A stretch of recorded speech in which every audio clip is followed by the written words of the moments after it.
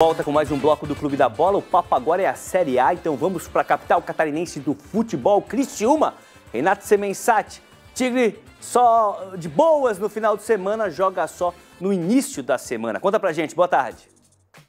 Um abraço, rapazes do Clube da Bola. Como vocês sabem, o Criciúma entra em campo somente na terça-feira, 9h30 da noite, lá no Gigante da Beira-Rio contra o Internacional. Para essa partida, o técnico Cláudio Tencati tem o retorno do atacante Alano e ele deve retornar à titularidade. Saiu por suspensão. E aí, a grande questão é, quem entra ao lado de Alano? Yannick Bolasie perdeu espaço nos últimos jogos, contra o Botafogo estava no banco. Apesar do Bolasie ter o melhor desempenho entre os atacantes, os números mostram isso, são 6 gols e 4 assistências, ou seja, 10 participações em gols do Criciúma. O Arthur Caíque tem 5 gols, o Alano não tem gol nenhum e o Felipe Viseu entrou nos minutos finais contra o Botafogo, fez gol, saiu jogando contra o São Paulo, fez gol.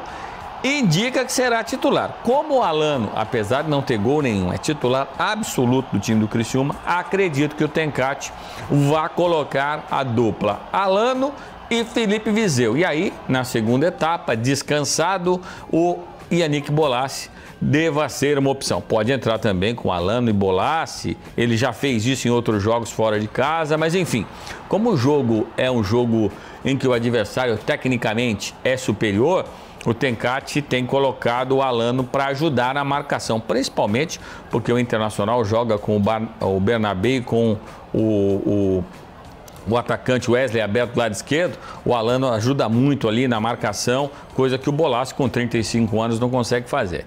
Outro que pode aparecer é o zagueiro Wilker Angel, venezuelano, 2 meses se recuperando de uma lesão no joelho, treinou este meio de semana contra o Sub-23. E é titular, mas a lesão no joelho o tirou. Pode ser que entre na vaga do Tobias Figueiredo. E outra informação relevante é que a direção do Criciúma, junto com a torcida organizada, enfim, se mobilizaram e 4 ônibus de torcedores do Tigre irão para Porto Alegre. A exemplo do que aconteceu no jogo contra o Grêmio, deu sorte, o Criciúma ganhou. É verdade que naquela oportunidade foram 10 ônibus. Desta vez, terça-feira, 9h30 da noite, 4 ônibus com torcedores do Tigre estarão rumando a Porto Alegre para acompanhar o jogo de terça. O Tigre que segue na luta pela permanência na Série A do Campeonato Brasileiro. Daqui a pouco eu volto para falar do Hercílio Luz, que joga daqui a pouco e é jogo decisivo. Valeu, Renato. Até daqui a pouco. Alisson Francisco, aquele giro rápido, começando contigo. Criciúma fica na Série A? Acho que sim, Mancha. Acho que sim. O primeiro objetivo vai ser atingido e a meta agora é tentar essa vaguinha na Copa Sul-Americana, porque a linha ali que separa as duas coisas, ela é muito tênue, né? Então, o Criciúma fazendo a parte dele, cumprindo o papel, que é garantir essa pontuação mágica para permanecer na elite, também pode ir em busca logo na sequência dessa vaga na Sul-Americana. Acho que o Criciúma está bem encaminhado, as coisas estão bem organizadas. Só uma tragédia mesmo, um grande erro aí nesse caminho do Tigre na Série A do Campeonato Brasileiro para tirar essa permanência, né? Esse único clube salvando 2024, porque os demais realmente decepcionaram nesta temporada, mas... Ele tá ali na portinha da Sul-Americana, que seria o círculo verdinho, né? Tá ali depois dos resultados de ontem e tal, do jogo e tal. Isso aí, ó. Criciúma, 37 pontos, 13ª posição. Botafogo, Palmeiras, Fortaleza e Flamengo são os 4 primeiros. Internacional e São Paulo na pré-Libertadores. Depois Bahia, Cruzeiro, Vasco, Atlético Mineiro, Grêmio e Fluminense. Na teoria, mais 2 vitórias, né? Mais 2 vitórias nas rodadas que faltam aí para conquistar esses 43 pontos. Que é aquela matemática lá que os matemáticos, que o Emerson não gosta muito de citar, projetam, né? Então, chegando nesses 43 aí, continua na Série A e a gente fica na torcida para que isso realmente aconteça. Legal. Vamos falar de Copa Santa Catarina? Será que a gente pode chamar o Kaká de novo? Temos dois jogos no final de semana. Já rolaram os jogos de ida das semifinais. Teremos agora os jogos da volta, né? Marcílio Dias e este Luiz ficaram no 0-0 e a Chape venceu o Concórdia por 3-2. Me confirma aí, produção, mas acho que foi isso mesmo. Começamos então com o Kaká para falar do Marinheiro. Kaká. Mancha hoje, daqui a pouco, às 4 da tarde, no Aníbal Torres Costa, onde o Hercílio está invicto na Copa Santa Catarina, o Marcílio tem novamente uma missão difícil, como foi ano passado, que é vencer o Hercílio Luz em Tubarão. Ano passado, o Marcílio precisava vencer por 2-0 pelo menos para forçar os pênaltis e aí classificar a final. Foi exatamente isso que aconteceu. O Marcílio conseguiu a vitória para forçar os pênaltis. Nesse ano, a missão não é tão difícil porque o Marcílio empatou em casa ao invés de perder e o empate leva aos pênaltis. Ele continua tendo que vencer o jogo em Tubarão, mas se empatar ainda assim vai para os pênaltis. O Márcio Coelho deu uma coletiva muito sincera, dizendo que está trabalhando para que não precise dos pênaltis, mas se for para os pênaltis, o Marcílio está preparado e está treinando pênaltis. Assim, o Hercílio é favorito, a obrigação de ser campeão da Copa Santa Catarina, na minha opinião, é do Hercílio Luz, até porque está caçando esse título há muito tempo. O Hercílio há muito tempo não é campeão, desde os títulos do Catarinense na década de 50. O Hercílio ficou desativado do futebol profissional, voltou, mas desde a volta na década de 90 não conquistou nenhum título, nem catarinense, nem Série B de Catarinense, nem de Copa Santa Catarina. Então tem uma pressão para ser campeão, principalmente porque é a melhor campanha. Mas o que o Marcílio fez ano passado e o fato de estar carregando o bicampeonato torna o Marcílio pelo menos respeitável, né? Apesar de não ter tido desempenho ao longo da Copa Santa Catarina, classificou ali em 4º lugar, flertando com o perigo, mas é o Marcílio que venceu as 2 últimas Copas. Vai ser um bom jogo. Eu espero um jogo em que os dois times proponham, né, sejam propositivos, e não o Hercílio recuado que foi aqui em Tubarão, e muito menos o Marcílio também segurando o 0-0 para flertar com uma bola ou tentar decidir nos pênaltis. Que tenhamos um bom jogo desses dois clubes centenários que precisam da Copa Santa Catarina chegar à final e botar a Copa do Brasil no currículo ano que vem. Mas o Hercílio é favorito porque foi o melhor time dessa competição. Mas o Marcílio é ousado e vai tentar fazer um crime, né? Como a gente brinca no futebol hoje no Aníbal Costa. Eu espero um bom jogo, viu, Mancha? Valeu, Cacá. O Cacá usou uma frase legal ali, disse que o Hercílio Luz vem caçando esse título já há muito tempo. É isso mesmo, Renato. Retorna o programa para falar do Leão do Sul. Como combinado, estou de volta aqui para falar agora do Hercílio Luz.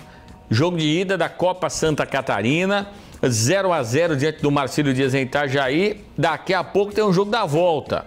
Jogo em Tubarão e o Hercílio precisa quebrar uma escrita. O técnico Eduardo sabe disso. O Hercílio vem decidindo em casa, foi assim vaga do estadual, foi assim vaga Série D do Campeonato Brasileiro, quando foi eliminado pela Ferroviária, enfim. O Hercílio vem fazendo bonito nos campeonatos que disputa, só que tá com um peso, né? Tá com um problema aí para resolver, que é o decidir em casa e não ganhar. Se empatar no tempo normal, a decisão vai para os pênaltis. Evidentemente, se o Hercílio ganhar, fica com a vaga direta, e se o Marcílio Dias ganhar, também fica com a vaga direta. A outra semifinal lá entre Chapecoense e Concórdia. Mas o objetivo do Hercílio é alcançar a final. Já fez isso no ano retrasado e perdeu a decisão para o Marcílio Dias. E o Marcílio conquistou a vaga para a Copa do Brasil. E este é o grande objetivo do Hercílio Luz. Vencer daqui a pouco, avançar, fazer a final e retomar a um campeonato nacional. O Hercílio que precisa de calendário. E lembrando, uma vaga na Copa do Brasil vale pelo menos R$700 mil, o que para esses clubes é muito dinheiro. Um abraço, rapazes. Abraço, Renato. É sobre isso, né? Antigamente essa competição já foi até chamada de Copinha, mas hoje ela vale uma vaga na Copa do Brasil. O Renato esclareceu pra gente aí, cara que consegue entrar na primeira fase, os times, né, do porte dos times catarinenses, desses que estão participando, que conseguem acessar uma Copa do Brasil, já sai com quase 800 mil aí no bolso. Rapidinho, começa com o Emerson. Quais times vão pra final, Emerson? Hercílio Luz e Chapecoense. Legal. E Ansel? Chapecoense e Marcílio Dias. Legal. Aí, apostando no Marcílio. E você, Alisson? Acompanho o Ian. Acredito que dá Marcílio e Chapecoense. Mesmo assim, fico na torcida pelo Hercílio. Porque, olha, nos últimos anos tenta e nunca consegue, né? A torcida do Hercílio Luz, o pessoal lá do sul do Santa Catarina, de Tubarão, é apaixonada pelo clube e merece estar presente nessa final. Mas eu acredito que passa Marcílio Dias e Chapecoense. Legal. Fazer o seguinte, antes do intervalo. Essa semana tivemos uma lista de dispensas no Figueirense, a famosa a gente chama da barca, né, na linguagem do futebol, passou uma barca no Scarpelli. Tem algumas fotinhos ali, vou falar o nome deles, depois o Alisson dá uma arrematada, o Alisson e também o Ian. Thiago Gonçalves, goleiro, Thomas Kaique, o Genilson, Bruno Michel, o Tito, o Jefinho, Cedric, Rafael Ribeiro, Léo Baiano, Matheus Machado, Renan Bernabé, Juan Levine, o Henrique Rodrigues, e o Guilherme Pato, mas depois parece que a situação do Pato tem gente interessada nele, mas ele tá de saída mesmo também, né, Alisson e Ian? Com toda a sinceridade, com todo o respeito que esses atletas merecem, ninguém vai deixar saudade no estádio Orlando Scarpelli, exceto o Pato. Se realmente o Guilherme Pato sair, eu acho que é o único que poderia permanecer para 2025. Fora os outros, eu acho que faz parte desse processo e eu acho que é natural e até o torcedor fica satisfeito em saber disso. Não ficaria ele ficaria incomodado em saber que alguns permaneceriam para 2025.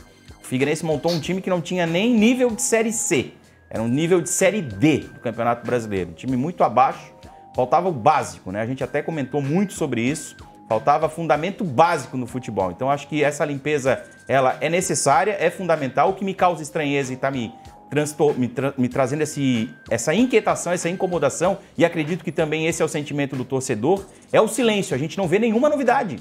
A gente não vê nenhum processo sendo efetuado no estádio Orlando Scarpelli. Falaram que o problema era a RJ. Recuperação judicial foi aprovada.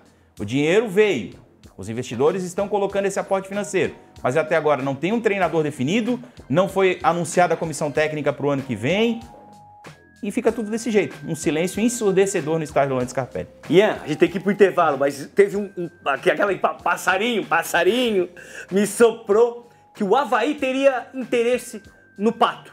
Ou nada a ver? Não, nada a ver, né? Outra onda. Só boato internet isso aí. Acho que, assim... Boato internet. Eu até discordo um pouquinho só do Alisson, que, cara, eu acho que nem o Pato vai fazer falta, viu? Acho que essa idolatria, entre aspas, que a torcida do Figueirense está pelo Pato é mais uma carência de ídolos diante de todos os problemas que o Figueirense passou aí, bota aí nos últimos 10 anos quase, do que a qualidade do jogador em si. Acho que é momento da diretoria repensar e montar um elenco mais qualificado para 2025. Estive no Scarpelli vendo um jogo que o Pato atuou e percebi que a criançada adora ele. O jovem torcedor, aquele que vai ficar brincando de bola ali durante o jogo, fica naquele espacinho ali das arquibancadas, jogando bola com os amiguinhos, eles são muito fãs do Pato. Legal. Fazer o seguinte, intervalo, a gente volta com a hora do abraço, considerações finais aqui do Clube da Bola.